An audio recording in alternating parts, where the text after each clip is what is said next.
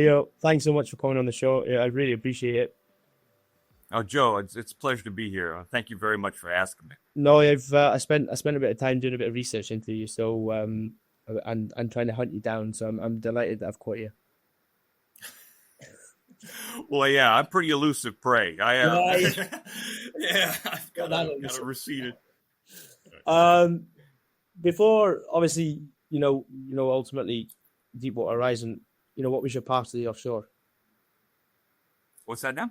What was your path towards the offshore industry before Uh, Deepwater? how did I? Yeah, really. Um, Actually, my first job offshore was a deckhand. It was a deckhand for Zapata Gulf. It was a boat company. We were pulling anchors for lay barges, right?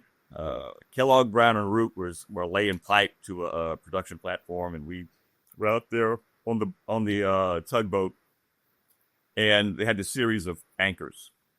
And when the lay barge had gone to a certain point, we'd go out and pull the anchors, moving forward, so they can keep laying the pipe to the. And that was quite an experience. It was my first hitch was a month, and when I got out there, it was 20-foot seas. Now, Joe, I'd been on a boat, Yeah, yeah. but I'd never been in 20-foot seas. Of course, you in the North Sea, I bet that 20-foot seas is like a calm day. Good senator. Yeah, right. But I've never been sicker on the crew boat. But that was like my first job offshore. But I was teaching English at Nichols. Nichols State University is a little college here in town. And Joe, they lavished so much wealth upon me that I felt so guilty that I had to go do something else. That's not true. Yeah, I was making crap, and we had three daughters, right? Yeah. And they have the nasty habit of wanting to eat. Yeah, yeah. And so they, I had. Well, they just keep eating. So yeah, I had to go do something else. My wife's a teacher also. She taught English and math, and so I had to go do something else because it was just going to be a rough ride if I didn't. So yeah, I put in applications, and I got an interview at MI, and passed the math test remarkably. And my wife could have taken it better than I could have, but I did pass it. And so I got a job with MI as a mud engineer ostensibly, but it's like 2001, and my whole mud school was going to be fired by all the guys from the mud school from Harvey and Lafayette. They were going to be we had to let us go because there was a downturn, Yeah. right? Yeah. There was just no work for us. But the government had these regulations they were putting forward on the discharge of synthetic fluid on cuttings. So we got rolled into something called compliance engineer. So we did these tests on the cuttings. We had to collect data, and it saved our job. I'd have been crawling back to Nichols if please let me teach some freshman English. What that last job? But that typically it's like regulations kill jobs, but actually they create jobs. It just puts the onus on the private entity that's being regulated, and they don't like that. So we were all compliance engineers, they called us, or specialists. And but I did mud work on land, got like 2 wells, and did compliance offshore. And my first rig out there was the Marianas Shell. It was a Shell rig. They were a Transocean rig. It was an old floater.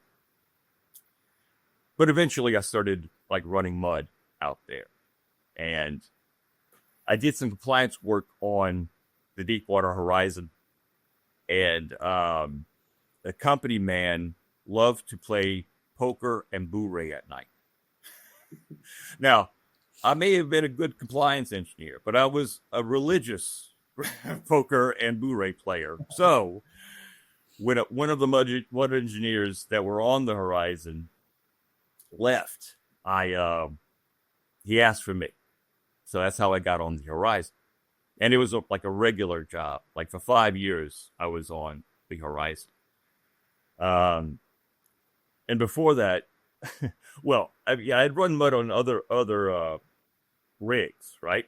Yeah. And there were incidences that did kind of mirror what happened. It's nothing that spectacular or deadly. Yeah. But yeah, the Horizon was my home for 5 years. And you're on a rig for 5 years. You get very close to the guys that work there. And so yeah, I was really happy on the Horizon. Although, you have to learn what the rules are. Yeah. And kind of learned the hard way.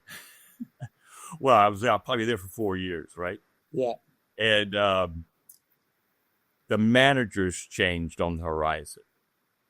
This guy named Johnson came in, and he had a rig that there was a problem. He was talking about how safety first was going to be number one, and it always kind of irked me. Safety first, because how could safety be first if what's second is terrible danger? Yeah. It's not safety first. It's just it's risk, risk management. But I did ask that question. How can safety be first if terrible danger is second? And this Johnson during a meeting, like this guy was like introducing himself. That was a bad move. Because he had brought his safety guy there, like the one that was going to be in the office. And that little fella jumped up. He was leaning on the wall. He jumped up and said, "What do you mean you don't believe in safety first?" I said, "Well, it's not that I don't believe it. I think it's misplaced." But I was sitting right next to one of the clerks, and he and I don't agree at all politically, right? He's a good guy, and he kind of leaned over and said, "Yeah, no, I agree with you. That's kind of crazy." But I learned later from one of the company men, who's a very good guy. He told me, "Look, don't say that again. Don't question that." So those are the rules. That safety first is the religion, and there are no heretics on the rig. Guys, I'm sorry to interrupt the show, and I really hope you're enjoying it. One thing I'm going to ask you, if you're listening to it and you're not liking, following or subscribing to it, could I ask a massive favour that you do? It really helps the show, it helps me bring in more people, and it helps me get more stories out there, which in favour brings more stories back in. Let's get back to it. No, because, obviously, the Horizon, was it under contract the whole time you were on there for BP then? Yeah, the whole time. It was always BP. In fact, so it was BP the whole time. Wow. Right. Okay. Yeah. Yeah. Well, we were the exploration rig. Yeah. Right. So they needed one rig designated to go drill the new prospects. Right. So yeah, we were on a lot of the big finds. They were found by the Horizon. Casquita, I think. Casquita is the deepest oil well, I think. TBD. Yeah. At least it was at one point. And so yeah, we would go out and drill the new prospects. Well, so I went on Thunder Horse, 2013, BP Thunder Horse. Yeah, so it was 3 years after Macondo.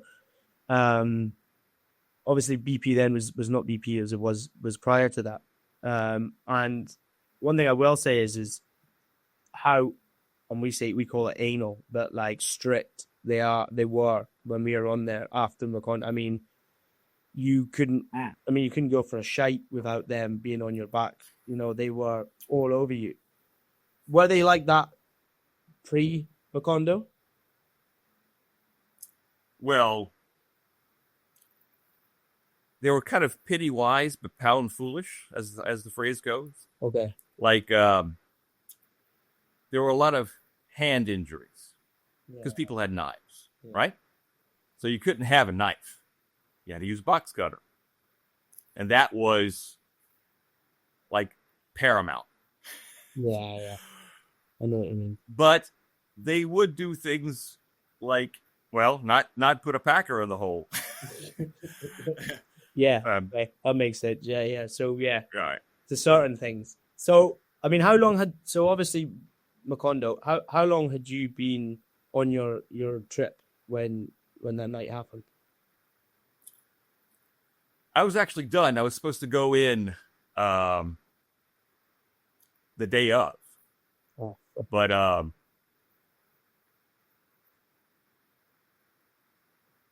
felt bad because like Gordon Jones was coming out. He was going to walk right into this shit show. It was a very political time because like all the BP executives and Transocean executives were on the rig, and the company man was like sniggering with fright because he didn't want to look like he's messing up. yeah. And he actually, I had to call Gordon Jones. He had to come out a day early because Don Vadrine wanted 3 mud engineers on the rig, right? We had Blair Manuel, who was from Thunder Horse.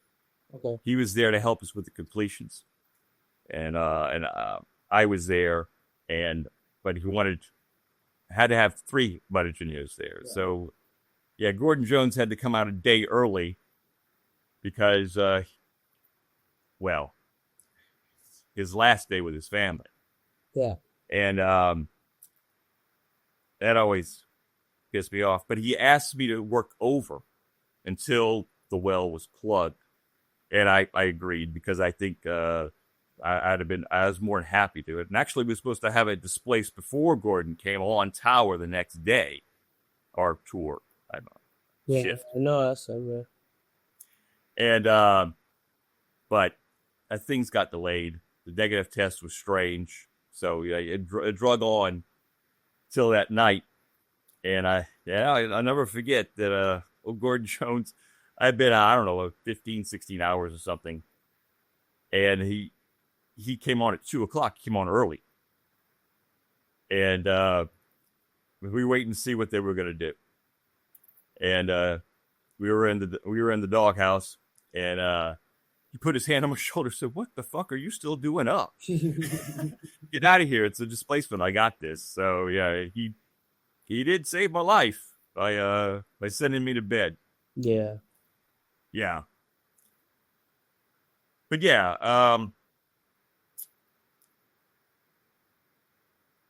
I think there's one thing that's going to be really tough. Obviously, I can only imagine because it's probably incredibly raw still. Is what happened that night? I mean, when you kind of go through it all, and we mentioned it in when we were speaking just before the podcast started, but it was almost, and it's horrible to say it, but it was the perfect cheese hole situation, was it? I mean, cheese slice or whatever they call it, and whatnot, but almost there's an ounce of luck to the fact that your relief kind of sent you to bed to avoid being part of it. I'd have been right there on the gumbo box with him. Yeah.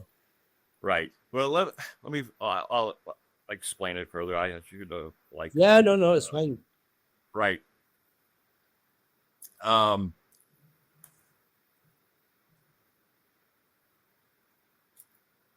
The well had other pressures on it. We had to go off, get Macondo set, and run off to the Nile well to complete it, which we'd never done before. And if we didn't get there in time, BP was going to lose the lease, right? Yeah.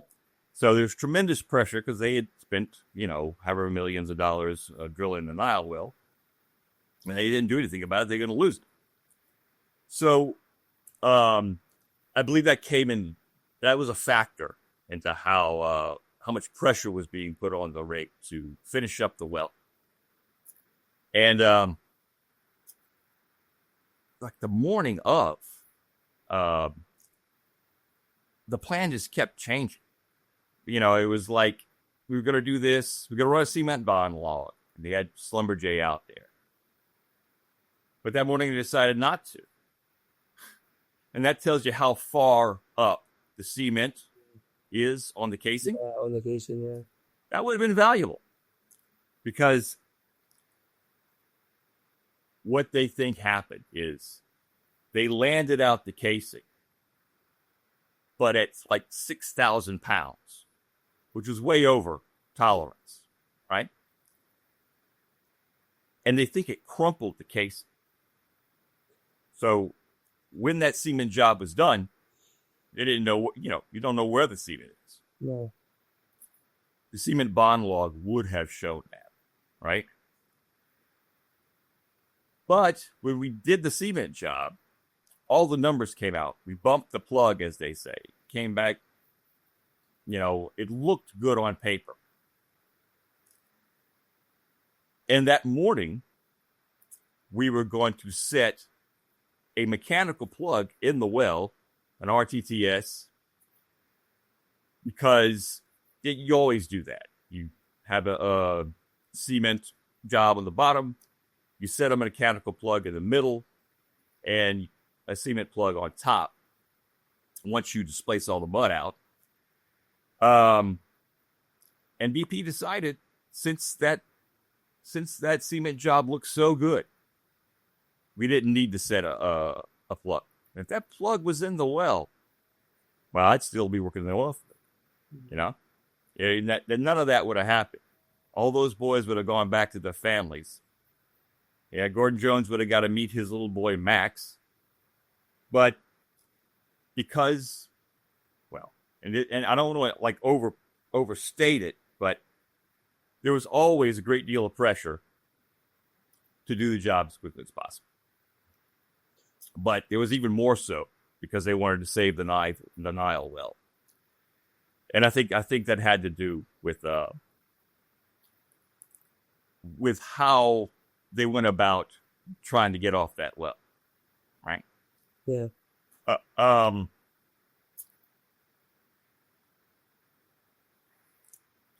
do I say this?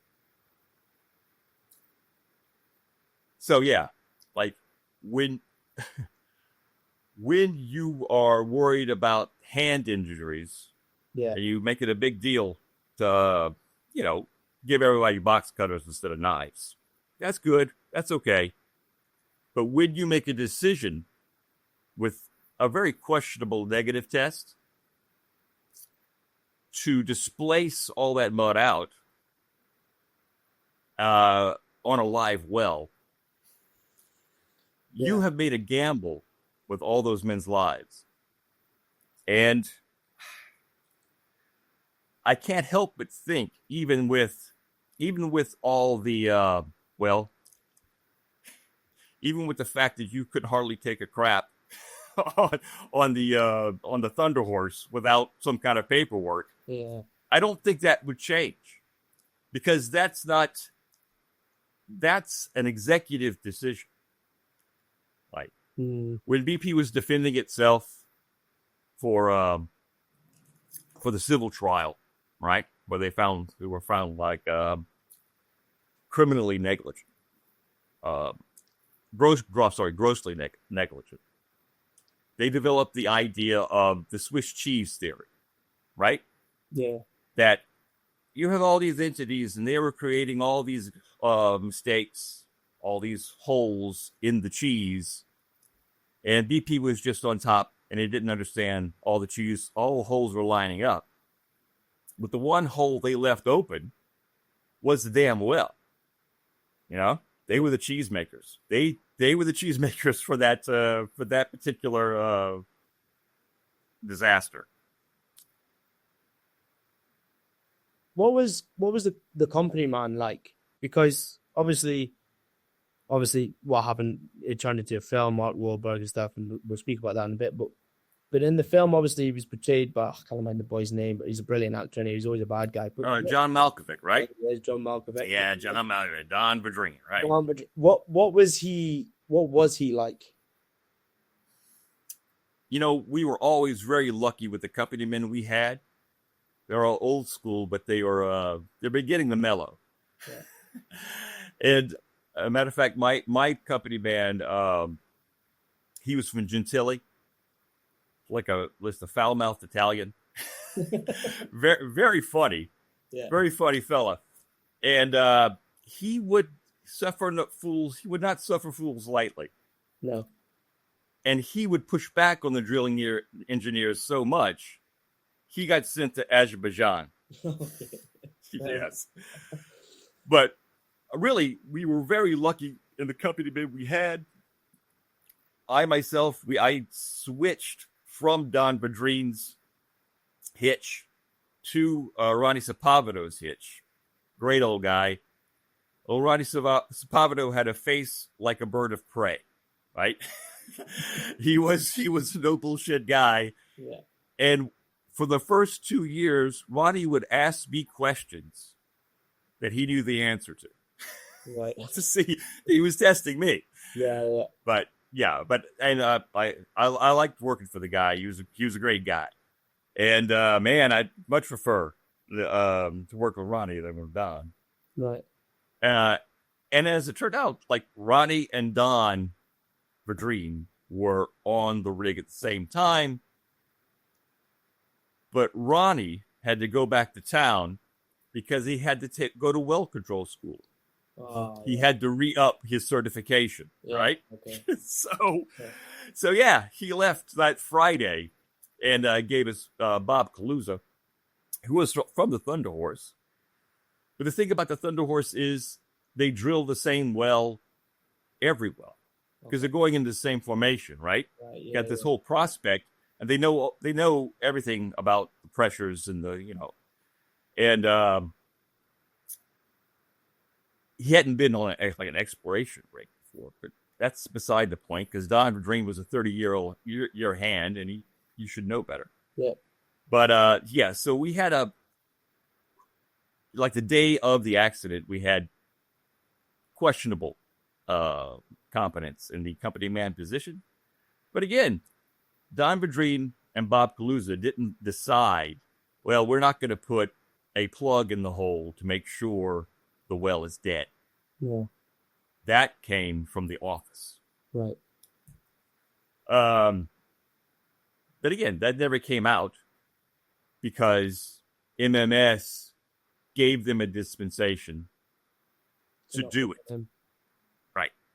Do you think they could have done more to question the office on that decision then? Yeah. As a matter of fact, like, the Transocean is the last arbiter, right? Yeah. And Transocean, the OIM, and Jimmy Harrell was a good old guy. But again, there's political pressure there because Transocean owns the thing that costs money. Yeah. And BP owns the thing that makes money. Yeah. And BP's paying the rent, right? So Transocean did not want to lose BP as its production company because where's that rig going to go and do? Probably have to go overseas or something. But anyway, so even though there are like two company men and maybe one clerk from BP on the rig at every time, they have outsized political pressure even on a Transocean because the Transocean, they're the ones that have to get the job done and satisfy the production company. Yeah. So yeah, there was some grumbling during the pre-tower meeting. It's like at 12 o'clock, and the new crew comes on. A crew. That's the crew that was on when the blowout happened. There were some grumblings about it, but it was said in no uncertain terms by one of the BP company men that this is what we're going to do. And I remember Jimmy Harrell said, And he had this really gruff voice. He said, "Well, I guess that's what them big pinchers are for down there." And yeah, it's pretty ominous. Yeah. But I'll tell you, I was thinking, my God, we thought we had more time because they were going to do cement bond log, they were going to run the packer, and they got rid of all that. That all changed in the morning, and so I was worried about how we had to get the mud off. We had to do all kind of crap. So I was worried about that. But yeah, so there were so many things going on. There wasn't a whole lot of time to think about, shit, what are we doing? And I'd like to make a point about safety first versus what's called the critical path. Do you have that phrase in the North Sea? Yeah, I know what you mean. The critical path? Yeah. Like from the beginning of the well to the end? Well, yeah. Yeah, because safety first is what you talk about in the pre-tower meeting. But when you're in the meeting in the morning with the office, it's all about the critical path. I mean, they'll talk about safety a bit, but, how are we going to get down there as quickly as we can? And those two things are in contrast constantly, right? Yeah. And when you have a bunch of guys that don't want to have to work at Walmart or, teach English. Yeah.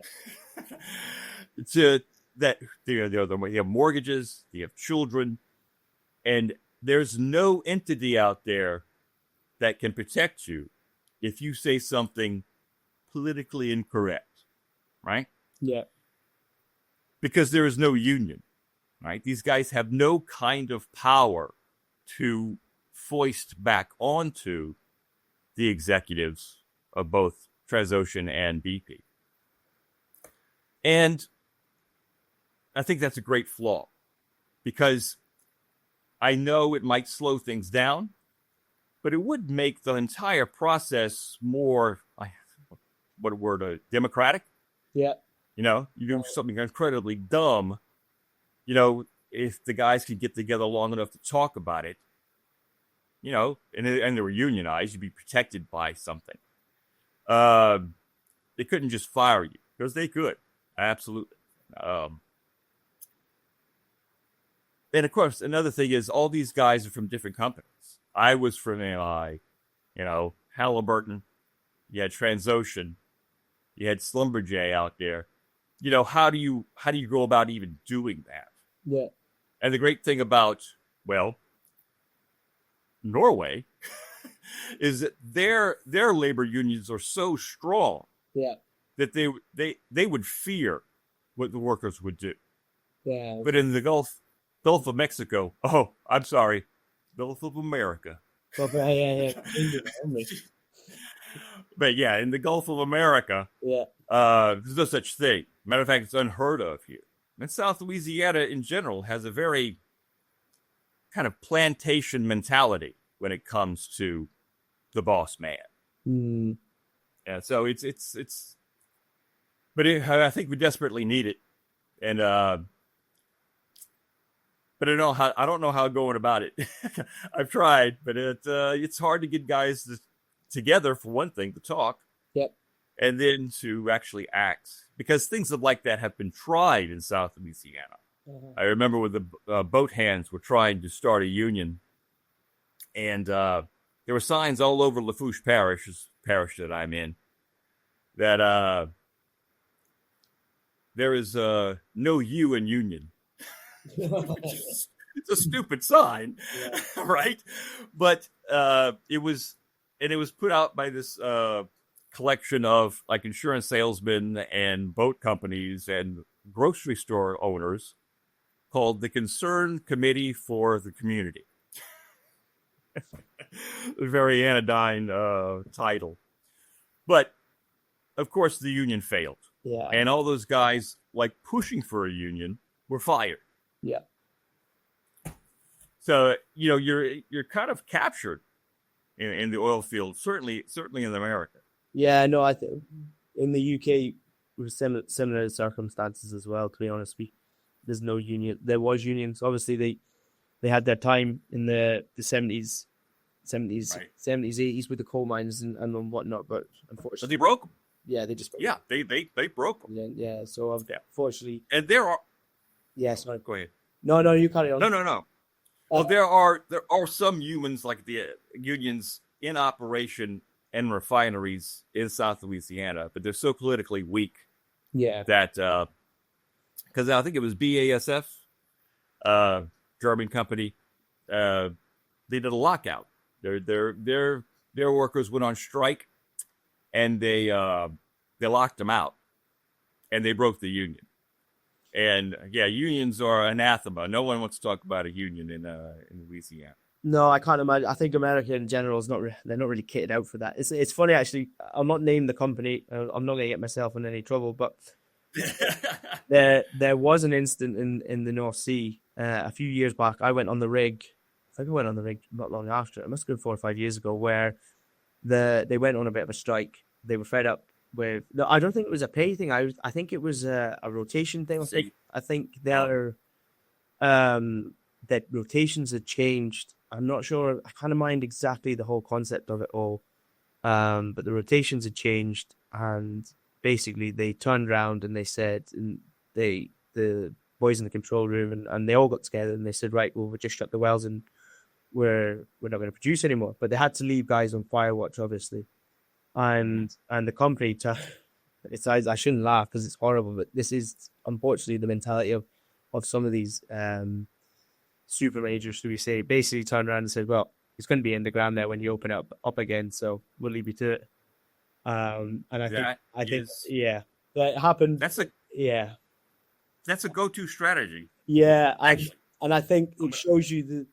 I mean, like I said to you before, I'm not pro oil, I'm not pro renewable, but these companies have so much power in terms of what they can do, and like you say, with regards to the control they have, they're ultimately these companies and this industry dictates everything that happens in a country, because without them, you can't function economically or from day to day life. Yeah, we have so much power here that our state legislature has an Exxon Day. We celebrate Exxon. let's praise Exxon. Yeah. I'm gonna brag on my daughter a bit. Yeah. One of my daughters, well, two of them are history majors. One of them wrote her thesis on an oil strike that took place early 20th century in the Gulf, right? Not in the Gulf, but it was mostly land work, right? Okay. And because they were getting paid crap, it was terribly dangerous, and everyone on the drilling side was on strike, but on the production side, which they were paying those guys plenty, like the production companies were paying those guys plenty. Yeah. They kept pumping, and all they did was, okay, won't drill any more wells. How about that? Let these guys starve, and broke the strike. But yeah, there was no solidarity between production. No. And I noticed something interesting because I did go to some platforms that had a drilling package on it, that had H&P, and a production company, and on a production side, I should say. The OIM was actually a shell hand. It was the Mars and the Ursa. Yeah. And I found out that on the production side, those guys are actually Shell employees. They aren't Transocean. They aren't MI. Right. And I think that's why they're particularly well paid. I think there's a historical precedence for that, because you could have the drilling side quit and still pump as much oil as you want. Oh yeah. Right. Yeah. Anyway, and there was a funny story about on that production, on one of the production platforms, I won't name the company. Like the production side discharged a pit full of soapy water, which is illegal. Mm-hmm. All right, you can't because it's like covering up sheen. And they called MMS and told them it was the drilling side because it's H&P. Yeah. So again, that need to push liability downward onto someone else is a dynamic that is quite prevalent. Yeah. And I, you know, I am not necessarily, I'm not anti-oil. No. You know, it's an inert thing. It's, you know, it's what we do with it and who controls it that I also object. Yeah. But in the oil field, liability is everything. Oh yeah. Right. Because they have to get insurance. Right. And I've never seen a safety guy write a report saying, yes, Shell is completely at fault. The safety system is crap, right? Yeah. It's always like an individual who did something wrong and has to be foisted down on the individual. But not just even Transocean, just one guy messed up and it's an outlier and everything's fine because the safety system is perfect. It's just we have such goofs that can't follow it. You know, that's kind of like the message that you get. Now, I had some safety guys that I like very much, but that's kind of like the kernel of their job. It's like the pit of their job is to make sure production company is covered. Yeah. And I noticed also a transition from, like when I first got on the Horizon, there was a BP safety guy, right? That was one of the hands that were on. But as the years went on, they shuffled it off to Transocean. And I wonder if that's still the case. Even your Mr. Scotland, I think, he works for a contractor. He doesn't work for a production company, right? No, he worked for the oil company. Yeah. He sounds like a terrific guy. I'm not saying he's done anything wrong, but that's like the nature of the job. Yeah, 100%. Yeah. But that's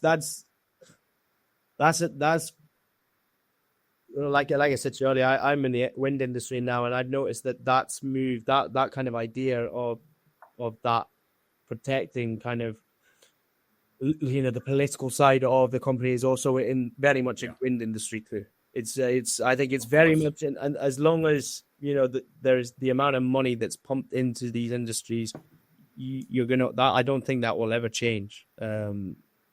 Personally. Well, I think that's the nature of the corporation. Yeah, that's the nature of the idea of the corporation. Exactly. Is that you have to protect the pile of money you got. 100%. You don't want to give away the money. Yeah. No. Right. No. 100%.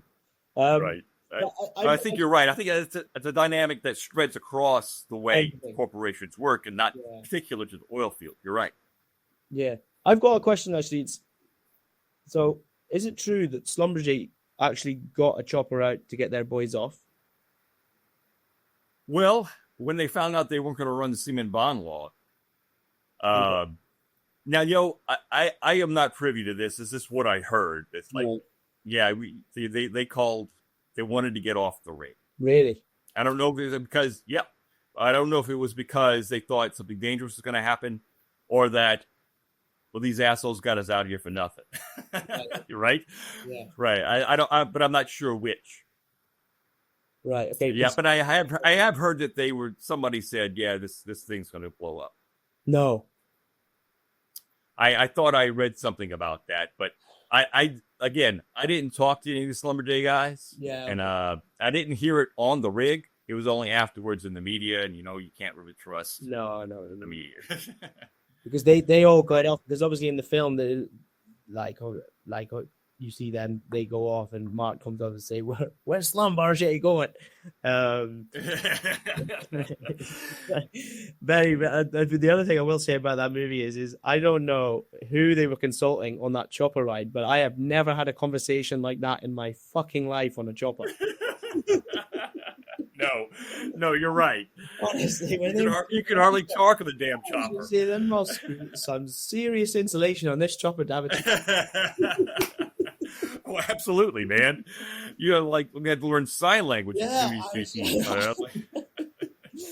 you can barely hear when the pilot comes through to tell you you're landing. You only noticed it because you saw the rig coming up. That's right. That's right. No, there were a lot of things about the movie, and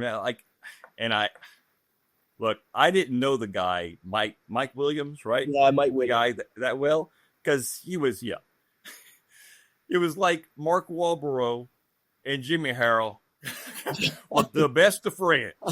But no, I never saw Mike Williams and Jimmy Harrell hanging out. Yeah, no, I can't imagine a Sparky. We call them Sparkies, obviously electricians and OAMs kicking, wandering around the rigs as much as those two. No, he's not the right hand man. He's not the go-to guy.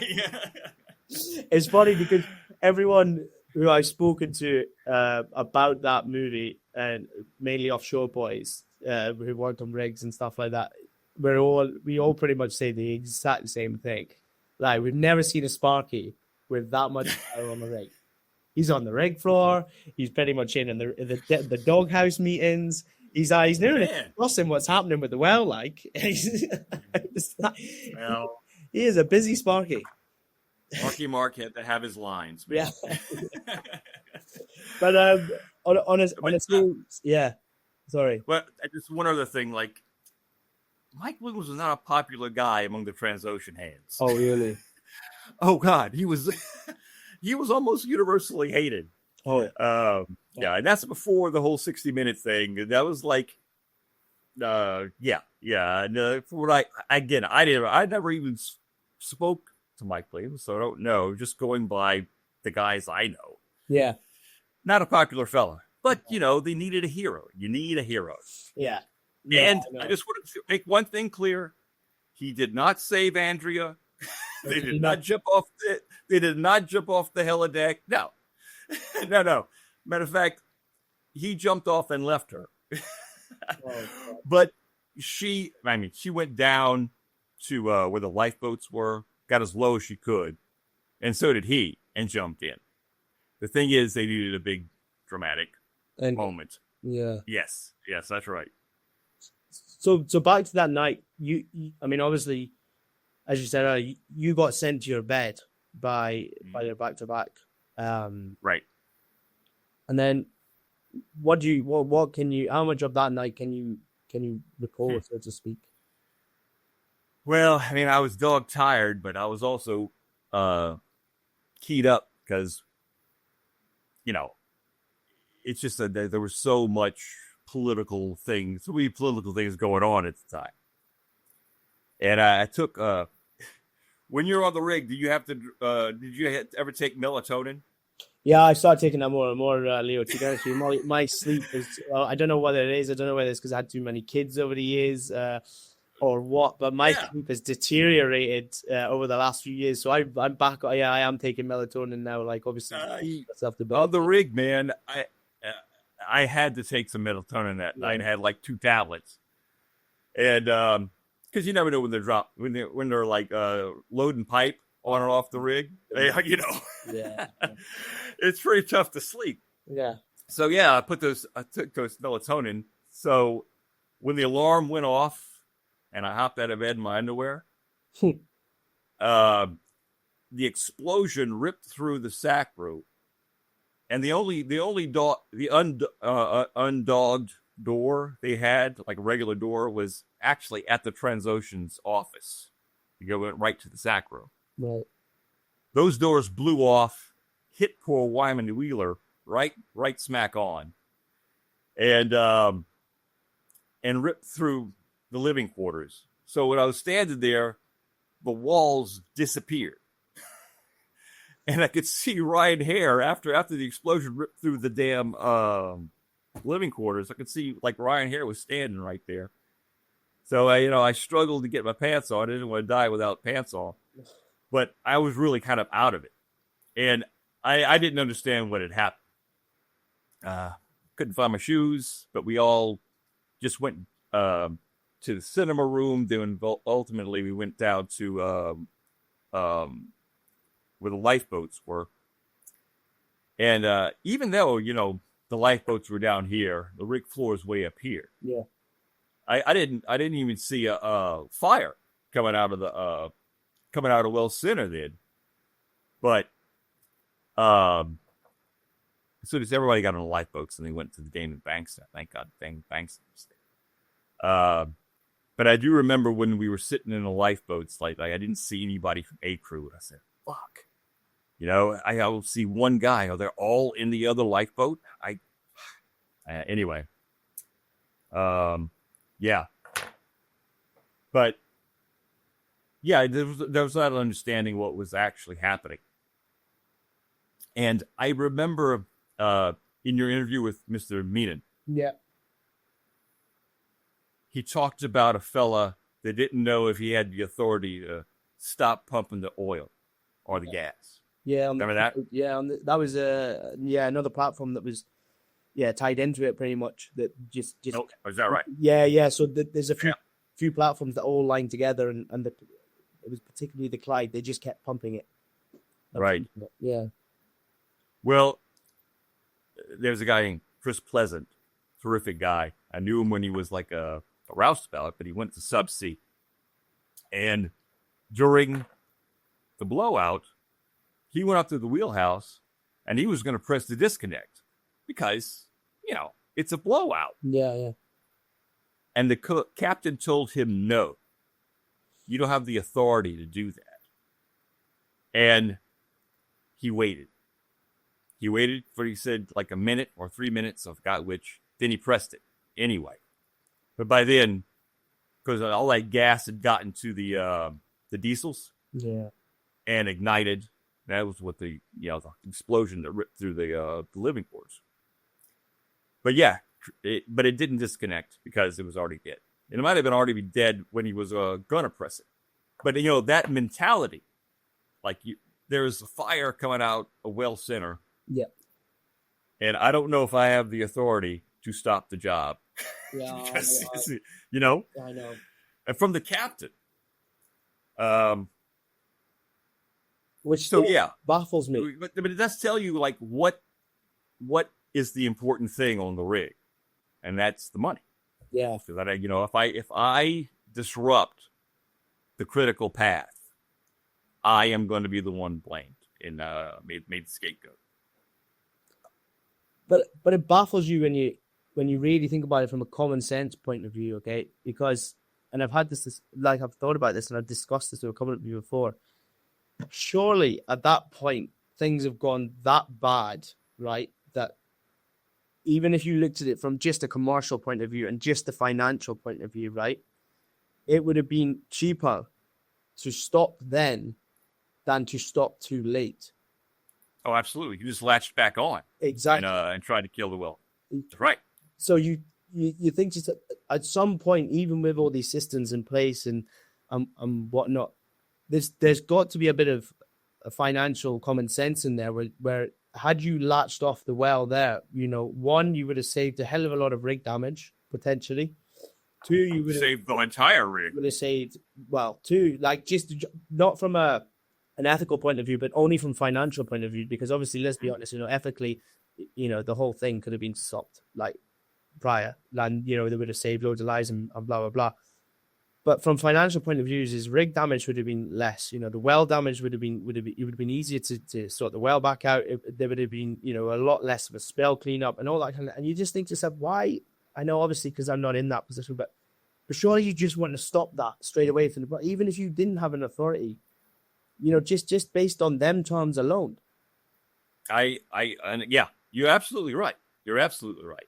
But from all the previous things that had happened before that, like how the way things were done was always top down, right?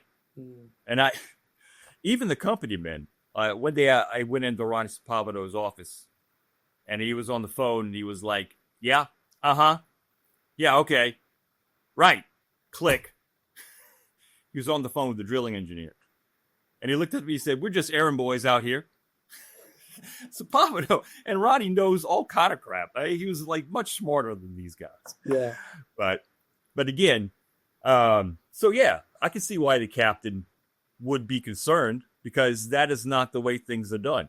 No. You're told from from the Mount Olympus of oil, when to do, what to do, and that wasn't in the playbook. No. Although you were absolutely right, Chris Pleasant was right. In trying to unlatch. All right.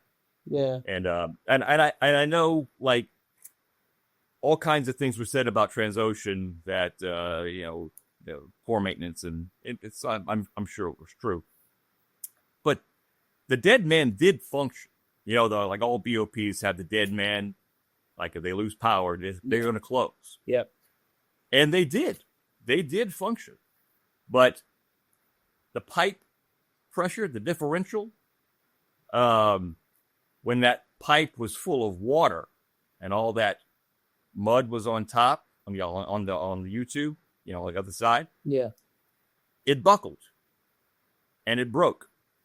And it shoved another length of pipe up into BOP. And the dead man will cut one, but it was not going to cut two. And so it still had a flow, and that's why it kept flowing, even though the dead man functioned. How long did it take you to get off the rig that night? It seems, I don't know. I mean, I guess once the decision was made, it didn't take us long at all. But in fact, we started like getting into the boat. We had to stay there for a while. We were all praying. Like poor Kathlina was sitting next to me, and we prayed. Yeah, what else are you gonna do? I remember they brought that Transocean executive in, and he had a terrible gash on him, Mr. Trahan, I think, and so yeah, I knew that there were certainly injured people, but it seemed like a long time. But what are you going to do? It is a process. It's not and I told you about the knife thing, right? Like, no one can have a knife. Well, when some of the last folks were getting into one of the life rafts, one of the blow up rafts, they were tethered. They were tethered to the damn rig, and no one knew where the knife was in the life raft. And no one had a knife because you couldn't have a knife. So it does like the best laid plans, right? It is ridiculous. It's just the absurdity of how things play out, like what their intentions are and how they actually confound what happens. But yeah, they almost went down because they couldn't find a knife. Eventually, they found a knife. How do you process what happened to you that night? Like, I don't. I know. I don't know. How do you process it? I mean, I knew like oil companies have a pretty ragged history when it comes to how they deal with other countries and what goes on. And I knew all this, but I got used to working within the system, right? Yeah. And I did rely on it too much. But again, I was trying to just make my hitch so I can pay my mortgage and beat my girls. No. I mean, I could try to process it, but there's no coming to peace with it. No. And I think someone asked me that in I think some documentary that was going on, but I never had the courage to watch it because I can't watch myself. But Leo, if it makes you feel bad, I've listened to a single one of my podcasts. Excellent. No, I understand that entirely. But yeah, she at the end of the interview, like she was really plumbing me for the personal side, which is not what I want to talk about that much. It cuts too deep. But she asked me if have you come to peace with it? What the hell would that mean? I think I said that. I mean, I wouldn't know how to come to peace with this. So no, this is just something I'm just going to have to carry. And there's just nothing. There's nothing to do about it in that way. Like I'm not going to ever come to peace with it. I'm still angry. Yeah, I can imagine. And that's never going to stop. No, I can't imagine it would. No, I honestly, I would never. Thankfully, touch wood. I don't know how it would feel, but Yeah, I think the problem with Deepwater Horizon is there's been so many instances prior to that in terms of lessons that we learned. Piker Alpha, for example. There's another one. I don't know if you know much about Alexander Keeland over in Yeah. Norway. Like Things, yeah, 150 guys, right? yeah, and you just think to yourself, by then, like when would enough been enough to kind of learn that there's taking risks and that there's really, taking the piss over a risk. Well, Joe, I think Joe, I think it's like you become a nerd of the danger. If you are one of those executives strutting around the office and you have done X, which is a little risky, but you start to think of X as being just standard, Yeah, right? Just something you're going to do because it takes less time. Then you are going to like swagger a little more every time and push that envelope further and further to the edge so that you can like be the golden boy and you can like move up to vice president, or it is that kind of ego game. Really, I think you need to be a psychopath to be to be an executive. yeah, But it is like it evolves to the point where we're going to take this big gamble because that last time we took the gamble, it worked. yeah. I don't So, know what you mean. and people forget. Nobody knows about Piper Alpha. Yeah. Certainly not in the public eye. I knew about Piper Alpha. Yeah, And about the French rig that went down. BP. I thought it was Phillips 66. I think that owned that one. But yeah. But people forget, and if they want to know about it, they'll watch the movie. yeah. I think that's the unfortunate thing, isn't it? That is, no kidding. They'll watch the movie. So obviously you've left, you've got off the rig, you've gone in the lifeboats, you've gone to the standby boat. Mm-hmm. Obviously, you're going through. Obviously, in the movie now, I don't want to compare to it, but was that a similar kind of feel though? Around they were trying to name people who were on, who'd got off and stuff like that. Was anything of that similar to the actual? I don't remember exactly what they did in the movie, but by the time, well, it was Patrick O'Brien. I think that was the BP vice president that was on the rig to give the safety award to. He spoke briefly about what was going to happen, and that's just like 12 hours after. Oh, right? And the rig is still burning. And of course, that was surreal to be so close to that hellhole, the poor Horizon being burnt up in it. And we have a local politician. He was president of Plaquemines Parish. Nungesser. His name's Nungesser. And he said on the radio that, they found the 11 guys. Like everyone on the boat, Damon Bankston was like elated to hear that they found the 11 guys. They didn't find the 11 guys. No, I was going to say. I don't know where he got that, but he got a soundbite. He's damn lieutenant governor now, idiot. But so we had to stand there and watch, the burning grave of our friends. And once O'Brien he talked about very anodyne things, like when they were going to leave and when we're getting it back home and that kind of thing. And I did say, I said, what about fallen guys? We should say something. Of course, after I said that, I had nothing to say.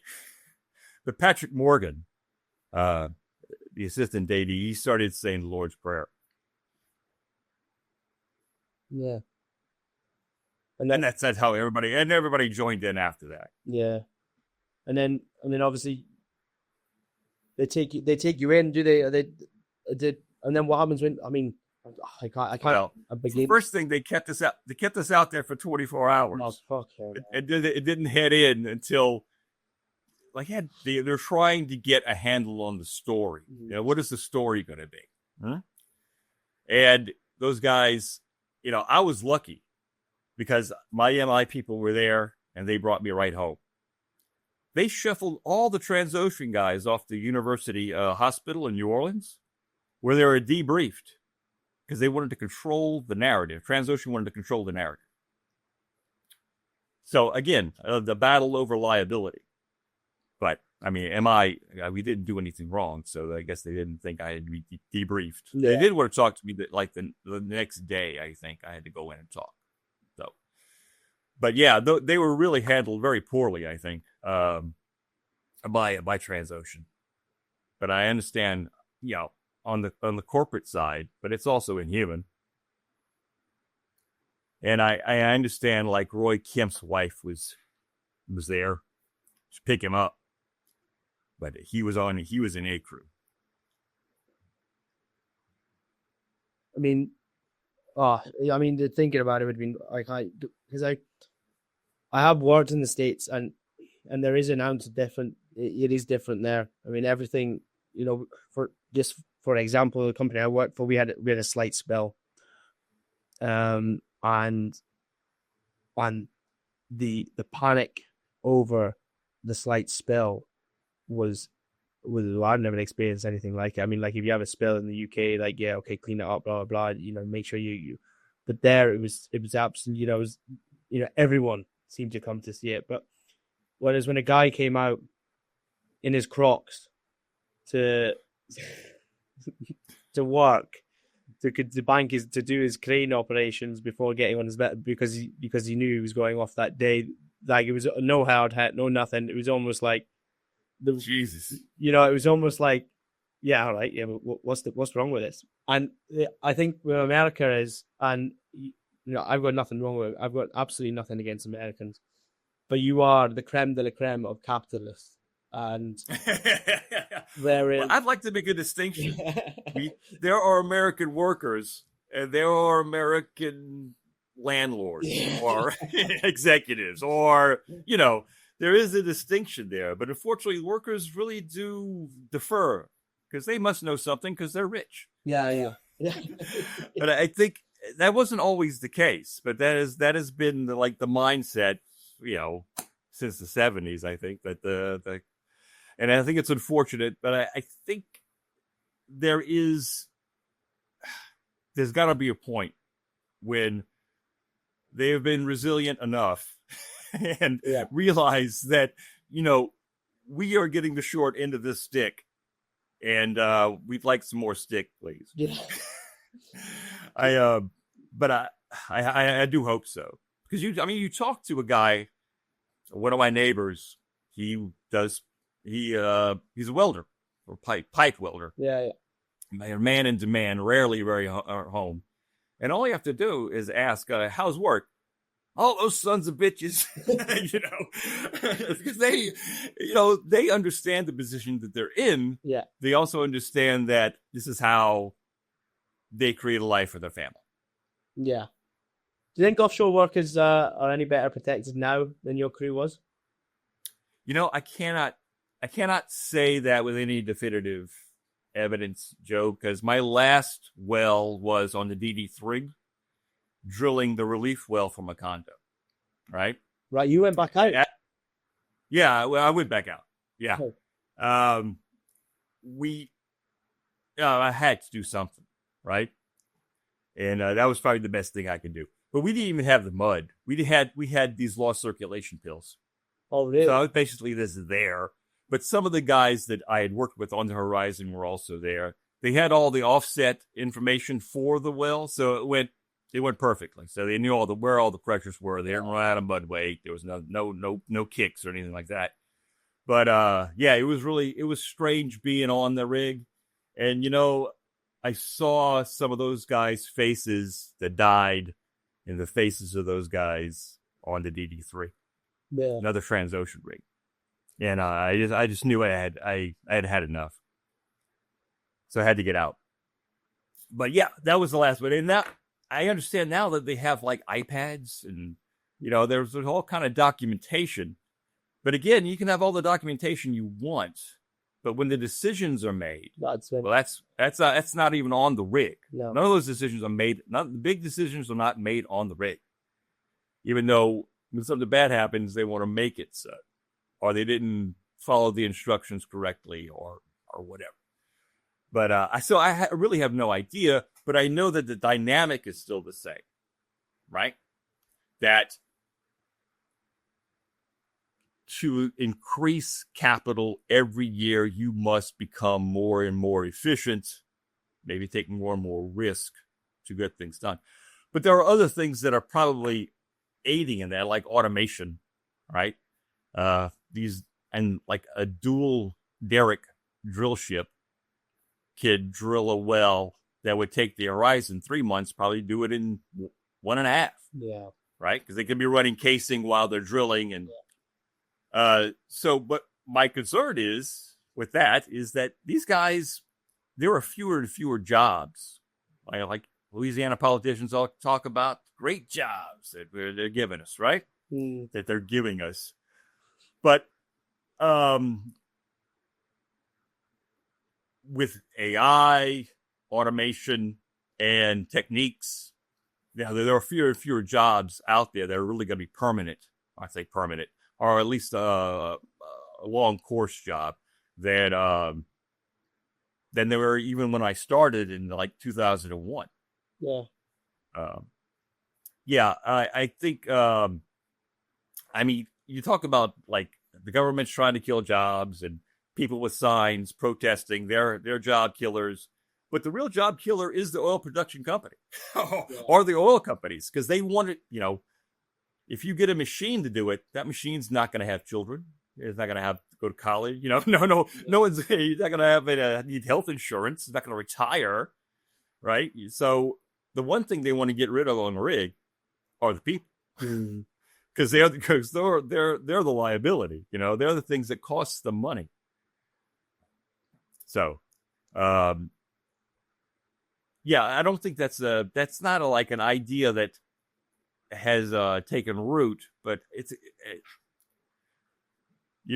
like Norway. We're talking about how great Norway is, or Equinor. They have production platforms with nobody on them. No. Yeah. Yeah.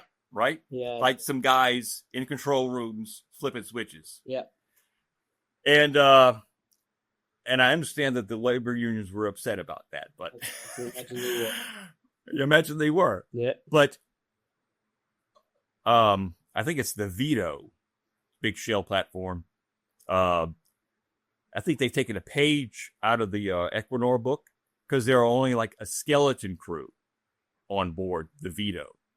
So you don't have nearly the number of jobs. Yeah. Right. So, and of course they increase the profit for themselves by not having to pay these guys. Yeah. But I don't think that notion that, look, if they can replace you, they would do it. They will definitely get rid of you if they can, because they'll make more money. Yeah. I mean, but it's, there's very few vehicles in which to get that message across.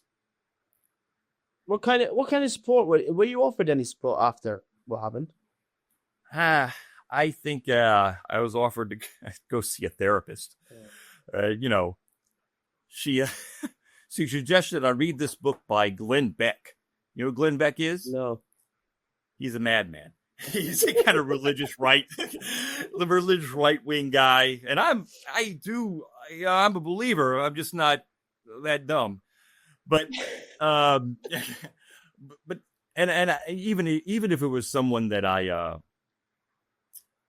that was very smart, and I don't know that it really did all that good. But I tell you what, like when we were going through the trial, there were a handful of guys who said the same attorney that I had, and it would help talking to them, because they knew exactly what because they'd gone through it. And just my friends who are all like, they work in different industries here. It helped talking about it. But at some point, I mean, I don't know. There's just some things that, well, again, like I said earlier, that you never just gonna scab over. Maybe have a callus, but it's never gonna be that soft skin anymore. You know.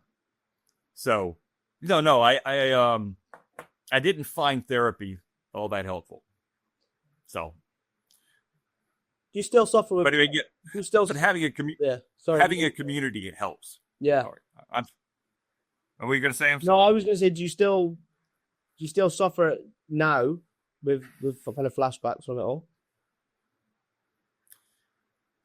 I tell you what, the worst dream I had, and this was a few years ago. I dreamt that I was back in the locker room before we went out on the deck of the Horizon, and all the guys were there, and we were putting on our boots. And Gordon Jones was he was talking about some kind of frat party he'd been to, and then I woke up, and it was, I guess my mind wanted everything to be okay. Yeah. But I think my waking hours are the worst, though. It's when I start thinking about it. Yeah. Yeah. So I still have I still have my fits of depression, but it's again, how could I not think I'm lucky? Obviously you've done a bit of speaking out since Deepwater Horizon. What made you start doing that? I felt an obligation to those 11 guys. Yeah. And workers in general, but yeah. I thought it was my obligation to say something. Did you worry at all about how certain companies would react to that? Well,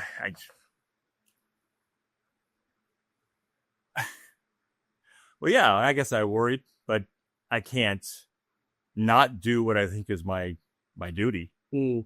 At least having an obligation superseded the kind of pushback. I don't know what I don't think anything I've said is untrue. So how far it can go, No. if a company wanted to be upset with me, but do you think? Because obviously, we've spoken about the movie. Yeah, and a lot of people say that a lot of it is. Did that annoy you at all coming out when they made the movie in the way they did? Oh yeah, I mean the way they kept saying in the local papers, it was all about the guys. Oh, the 11 men. I remember when Bobby Jindal, he was governor, right? It was very self-serving. The use of these guys, because they had some kind of ceremony out at Port Fourchon, the beach. And there were 11 crosses, but their 12th one for the Gulf. Now, of course, that's not that's not true. Yeah, I know.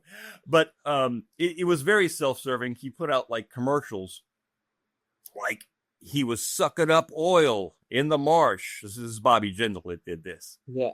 But I feel that the movie did kind of the same thing. It really did kind of feed off the cadavers of those 11 men to give you a bit of entertainment.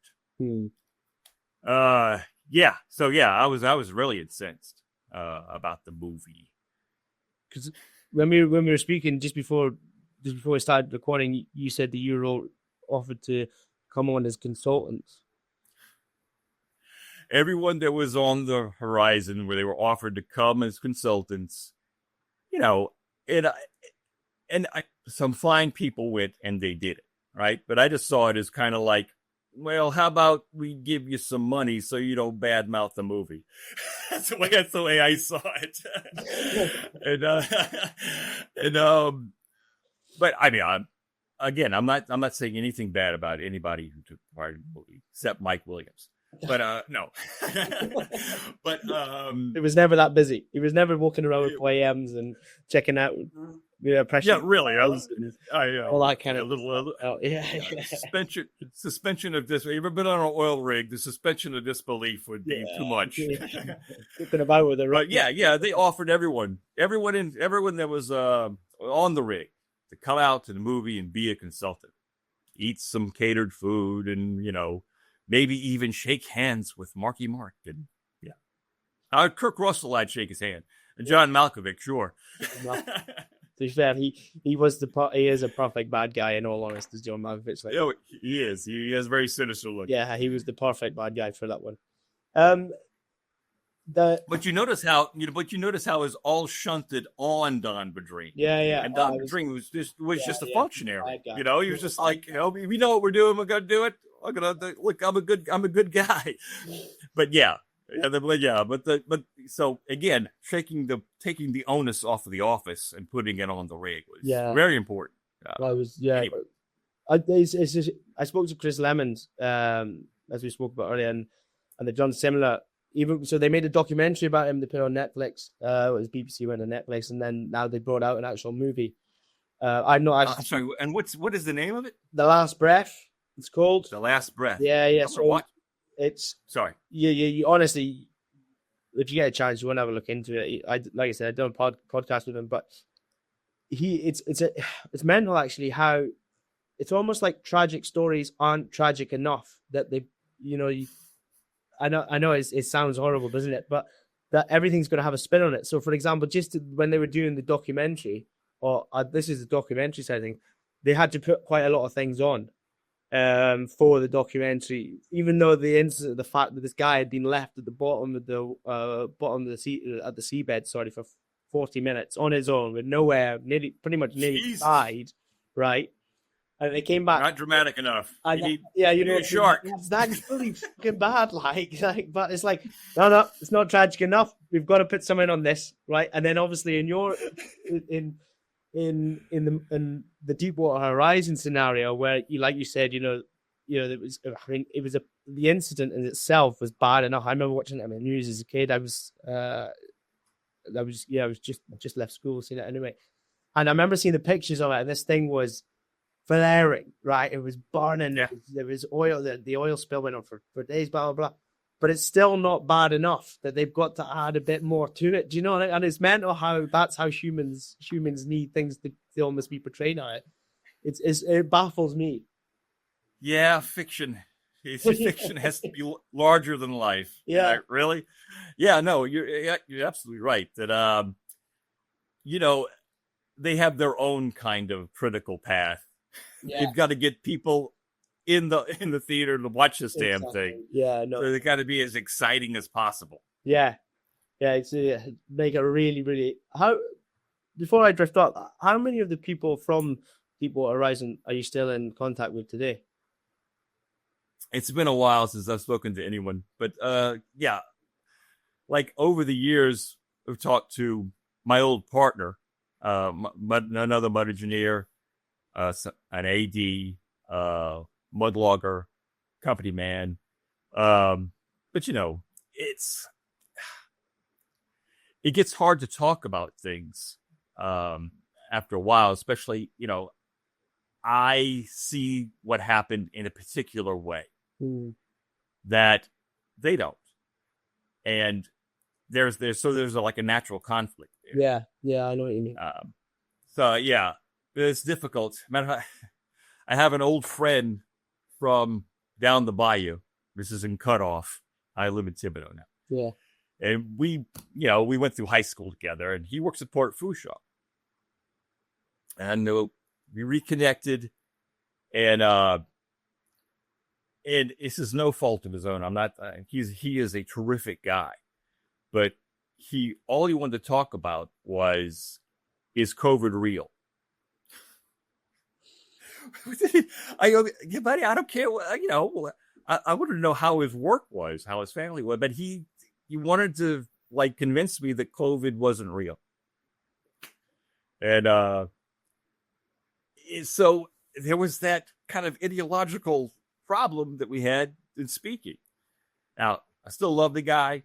I know he has affection for me, but he's reticent to talk to me because, I didn't take ivermectin. Yeah. But again, I agree. A terrific guy, and it's just we're so full of bizarre narratives in order to make the world makes sense without changing how we think about it. You know, because if they really looked at it, you really do have to change your thinking to understand the position that you're in if you're a worker, right? Yeah. And that's uncomfortable because once you accept something as being true, well, then you have an obligation to do something about it.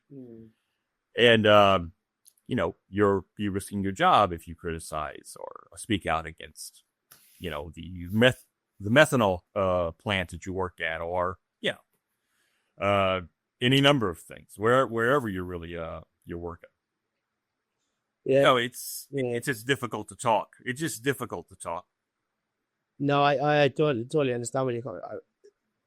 Especially in this industry more than anything. Like a lot of when I started the podcast, majority of people are from oil and gas. There's few industry boys that are in it and whatnot. But I said it for years is that it's probably the most important industry in the world, the energy industry. Yeah, the oil and gas industry is potentially one of the more quieter and more, I don't know the exact word off the top of my head now, but a lot of things are kept a lot more hush hush within the industry, and a lot of it comes from fear of speaking out, knowing fine well that because it's quite a small world, even though it's such a big industry, it is actually a small community, exactly, right? and the wrong things that get said, you may never find yourself in a job again in the industry because people will know, well, don't take John because he'll just go out and speak out about you and whatnot. That is absolutely true. Yeah, I worked for a nonprofit called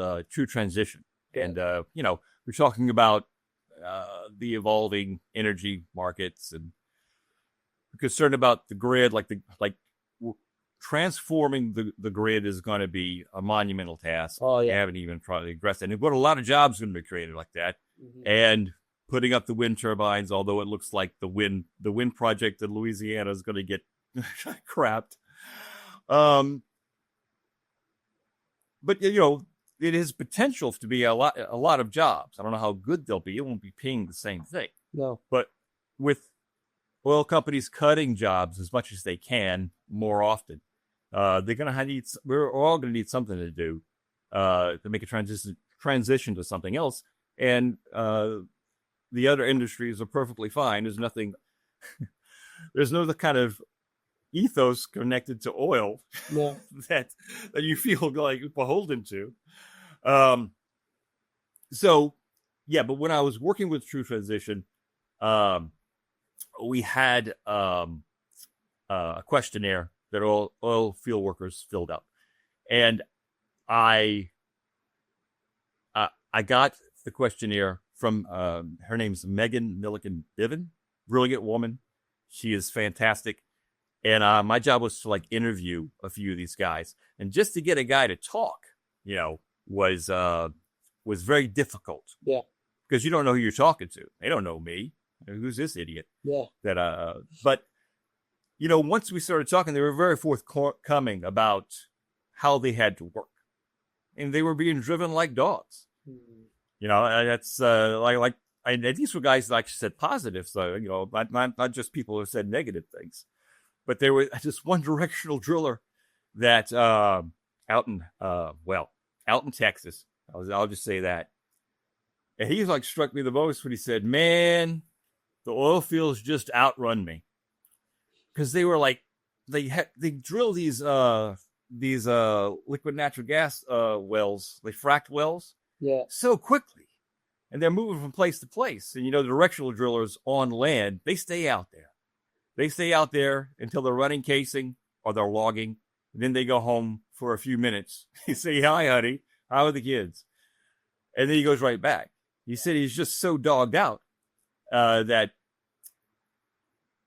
he was raw. He had a certain date that he was going to quit, and he was going to buy some hotshot trucks, just do that, and just get the hell out. But yeah. I think there's a general understanding that, it costs a lot to work in the oil industry. There was going to be a CCS project just north of here in Chakbang. And the community was getting together because it was Phillips 66, I think, that was doing it. But the oil company, I should say, not Phillips 66. But they were having like a get-together where they're going to ask questions. And, of course, the local politicians were there. You know, all the local luminaries were there. But, like, the people were there. It was very interesting to talk to. These two old guys and their wives were sitting at a table. I decided to go talk to them because they looked like they were oil field hands, right? Where they were from a refinery, right? Yeah. And I sat down, I introduced myself, I told them, who it was, and I asked, what do you think about this project? And the two guys, I looked at themselves, and this adorable cherub-faced woman looked at me and said, "I think it's a shit show." she was just adorable, and so but that kind of broke the ice, and they knew that the pipe they were going to use is like 30, 40 years old, and had carbon. That carbon breaks out, you're not going to have any oxygen. Yeah. But anyway, but I started talking to the old guys that they worked at one of the plants, and they talked about all the friends who had died, of cancer or whatever. Yeah. And I think that on the environmental side, terrific people on the environmental side.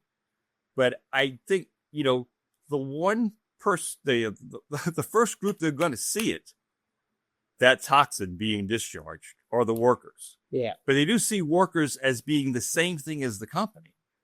And I think that's the wrong way to go about it, and the wrong way to think about it. Because they're having to breathe that ethylene oxide also. But again, how do you reach out to them? That's a really difficult thing to do because they are risking a lot but yeah, I mean, the communities that live next to these plants that are having to breathe this terrible crap, Cancer Alley, and I cannot believe that that's legal. We're taking the fluoride out of the water in Louisiana because it's dangerous. It's like it's an old kind of conspiracy theory about fluoride is a communist plot. Yeah, but it's come back. Yeah. So yeah, there's a bill. I mean, there's a bill in the state Senate. I think right now that's going to take the fluoride out of the water, but we can't get the ethylene oxide out of the air. No. That's perfectly fine. That's you can't see it. Yeah, like I can't see it. Yeah, you can't see it. Yeah, like right. But but I think we all have working people have a common cause. It's just getting them to realize that because the trick is to make some workers feel superior to others. Mm. Yeah. And if you can get them to hate those, the person working at McDonald's or the barista who are your enemy. Yeah. No, that's not the case. But it's how do you even build that kind of organization? It's a tough thing to do. But I think once people's lives get more and more desperate, I think eventually we're going to come to that conclusion. There's a state representative down in South Lafourche, and his organization is called Restore or Retreat. Now, South Lafourche is like right on the coast, right? Yeah. So, yeah. And Restore or Retreat. I think it's going to be Retreat. And I spoke to him briefly because one of the things True Transition was trying to do was trying to make sure that the new jobs were going to be labor jobs, right? Putting up the turbines. And of course, he hated labor unions.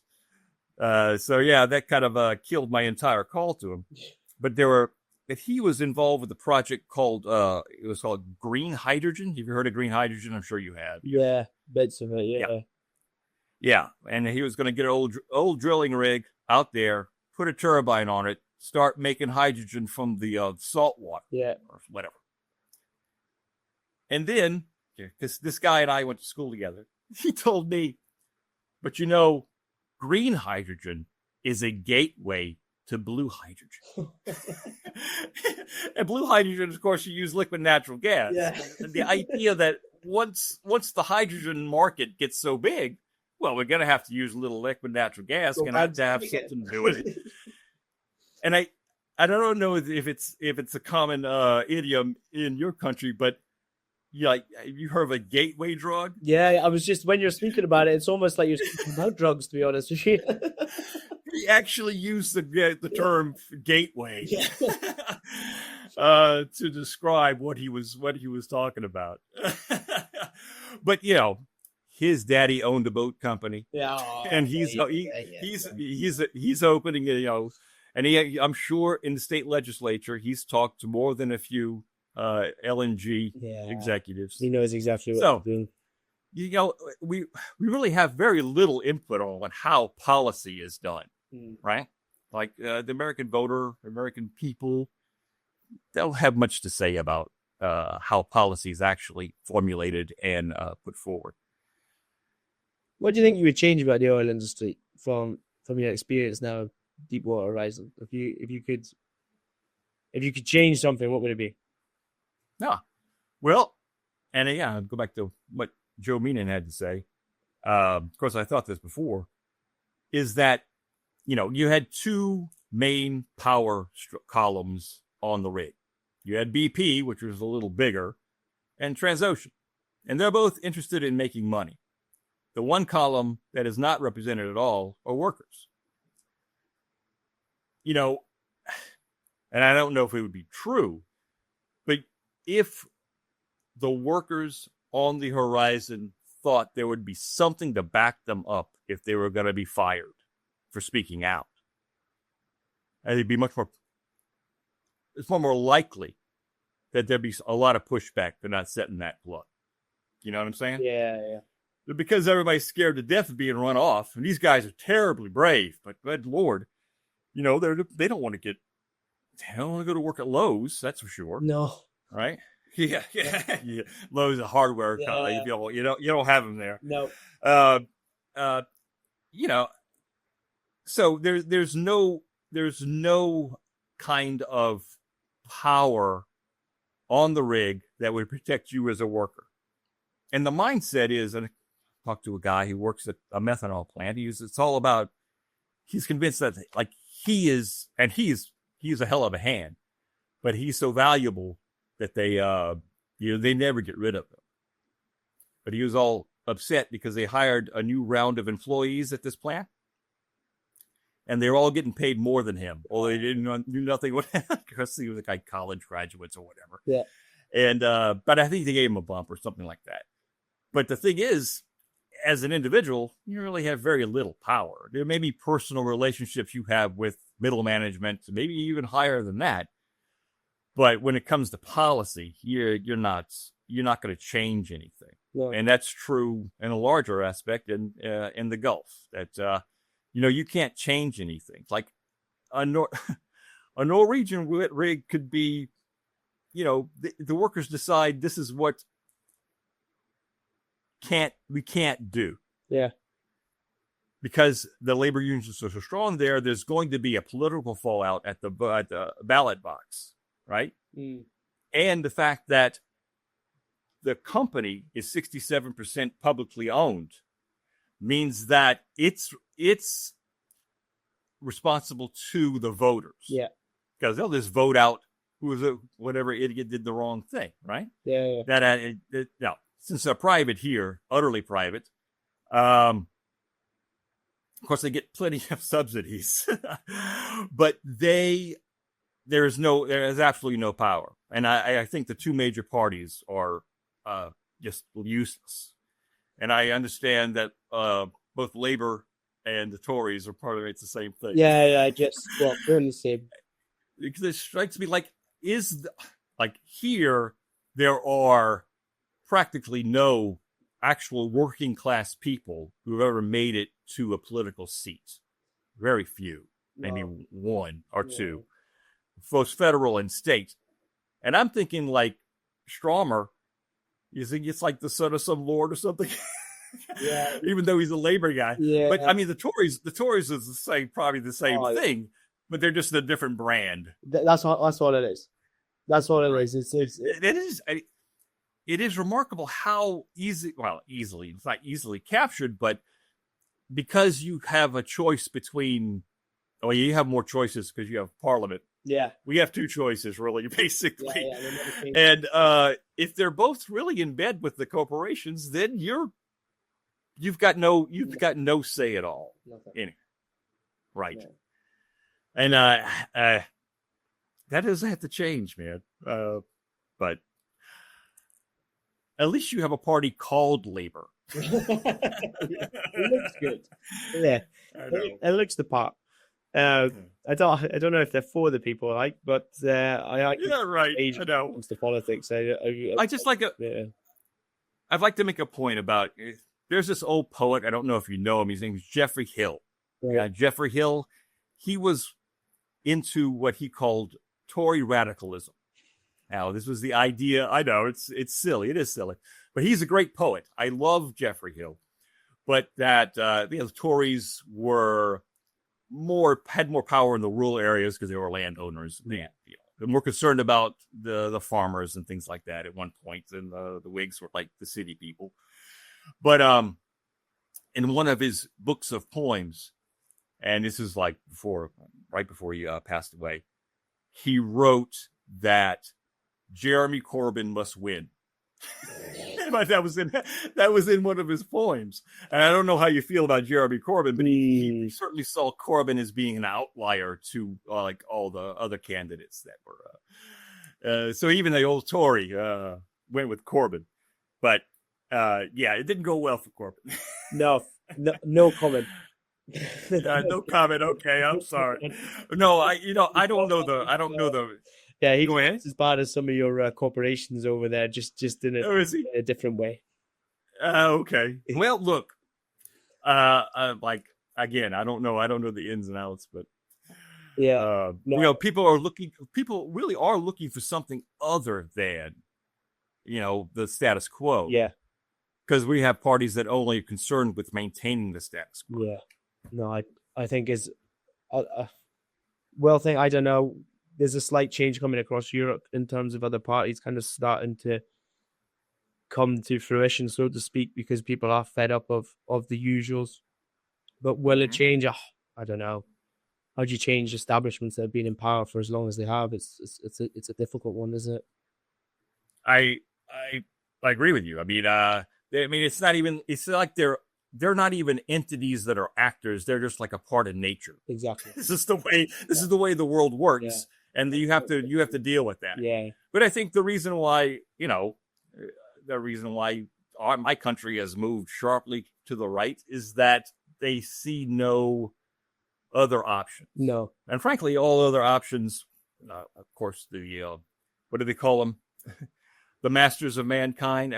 Your countryman Adam Smith talked about the vile maxim of the masters of mankind. All for ourselves and nothing for anybody else. Yeah. I like Adam Smith, but he's been used badly. Yeah. But anyway, they're just looking for something that's going to shake it up. And of course, they found their their hero in a game show host. But but I don't think it's going to really change that much. He's going to make a show of it. And people have gotten used to politics of being a show and not actually about politics. Actually about policy. Yeah. Leo, I've got a question I ask everyone that comes on the show, and I find it quite difficult to ask Joe because of the scenario, and obviously it's going to be difficult to ask yourself because of what's happened to you. But if you had your time again and you knew what you do now, would you have still gone down the same path? Would I have gone into the oil field? Yeah. And everything again. Yeah. I think I would have, except for what I did or didn't do that night on April 20th, right? Yeah. Because, look, teaching's tough. And I enjoyed being on the rig. I really did like the guys. I hated like the politics and the stress, but there's no way like my family would have done particularly well if I'd have stayed teaching. No. There's no way. No. No. It'd have been like I've been making like, well, a pittance. And actually, when I went to the rig, it's like the lowest service hand, like the guy who ran the dryer, was making much more than the head of the department at Nichols. He was like, he was like creaming him. And it just shows you what where the real focus is in Louisiana. Education is not it. No, drill, baby, drill. Yeah, really. Yeah. But no, I would have changed a number of things. Of course, yeah, the way that particular day, no doubt.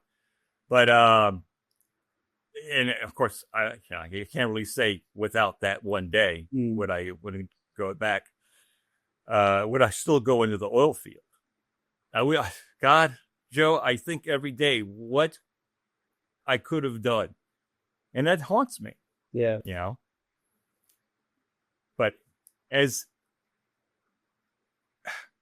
so I guess the answer to your question is that if I could just change that day, I would still go back.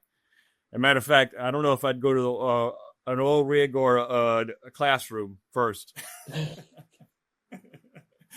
if I had to. So, no, that's perfect, Leo. Honestly, thanks so much for coming on. Honestly, I can't thank you enough. Joe Leather, it's a pleasure talking to you. It's good to see a kindred spirit there. Perfect. Thanks so much, Leo.